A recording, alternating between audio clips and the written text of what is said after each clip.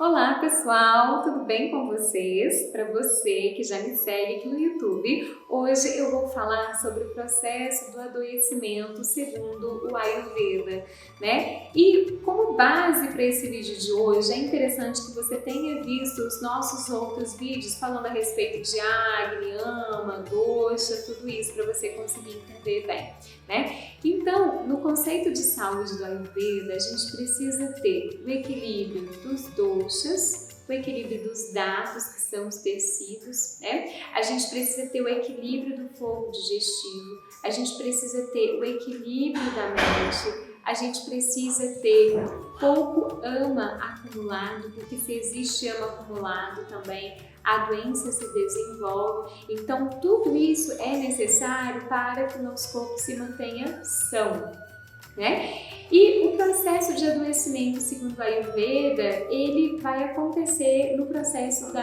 digestão. É igual que eu falei, pode ser digestão de ideias, digestão de situações, pode ser na digestão dos alimentos, mas vamos focar aqui na digestão dos alimentos para a gente conseguir entender bem esse processo, né? Então, como eu já havia falado nos vídeos anteriores, quando eu ingiro um alimento e eu não consigo digeri-lo bem, né? Ou seja, a minha digestão ela não é bem sucedida, eu gero ama, que são toxinas, né? Essas toxinas são formadas no aparelho digestivo e elas vão grudar nos nossos intestinos, essas toxinas grudam no nosso aparelho digestivo. É como se fosse uma graxa mesmo ali grudada, que a gente não consegue tirar lavando, né? Ela fica ali grudada. Eu preciso de processos especiais para que esse ama saia de lá, né? Então, ama acumulado é a primeira coisa.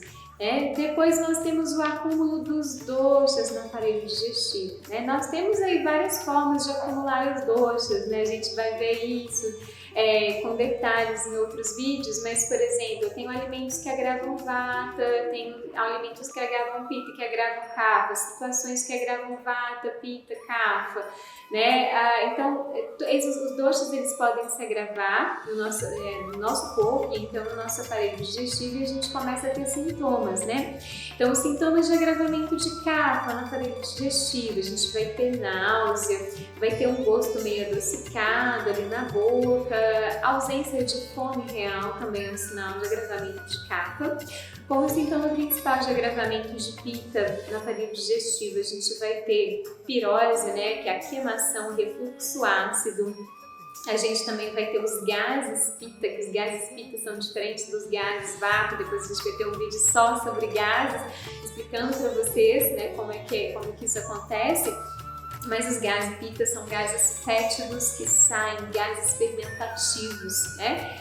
E nós temos os sintomas de acúmulo de vata no aparelho digestivo, que são principalmente aqueles gases presos, dolorosos, que ficam ali indo de um lado para o outro, fazendo barulho na barriga, e a constipação intestinal. Então, assim, uma vez que a gente tem o acúmulo dos doshas no aparelho digestivo com ama, os doshas acumulados, eles fazem pressão, é como se estivesse mesmo fazendo pressão sobre as nossas alças intestinais, ali são ocas, né? E nessa pressão, ama e o dosha, que está desequilibrado, saem do aparelho digestivo e caem na circulação. No que dosha com ama cai na circulação, eles vão procurar órgãos que sejam órgãos dusha. O que é um órgão dusha? É um órgão que já é um órgão que por algum motivo, seja por questões genéticas, né, hereditárias, seja por questões de mau uso ao longo da nossa vida, esse órgão ele já é de alguma forma danificado. Então vamos supor, a pessoa que bebeu muito, um alcoólatra vai ter com certeza o fígado com o órgão dusha, e aí ama e dosha vão até esse órgão dusha e se depositam lá, causando doença. Por exemplo, se a pessoa tem os genes para desenvolvimento de uma doença neurológica no cerebelo, esse dosha, né, com vata, né, no caso de um agravamento de vata agravado, sai com ama e se deposita no cerebelo, causando os problemas relacionados ao cerebelo e assim por diante. Né? A gente vai ter órgãos dusha, que cada um tem o seu órgão dusha por questões diversas, né? E assim vai se iniciar o processo do adoecimento. Então, assim, é uma forma diferente que a gente tem de entender a fisiologia, entender a fisiopatologia, né? Mas dá certo, funciona dentro dessa forma de pensamento.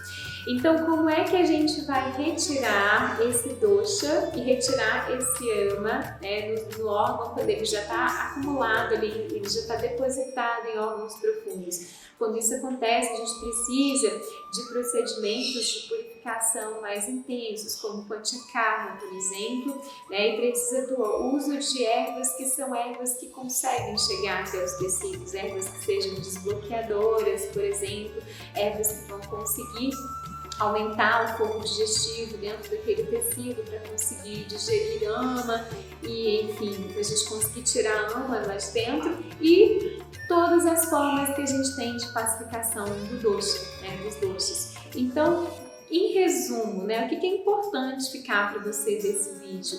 Se você não produz ama ou produz ali aquele tantinho de ama diário que você consegue dar conta dele, você mesmo, o seu corpo consegue digerir, né? Se você mantém os seus doshas em equilíbrio, se os seus malas, que são as suas excretas, estão em equilíbrio, se a sua mente está em equilíbrio, você não vai adoecer.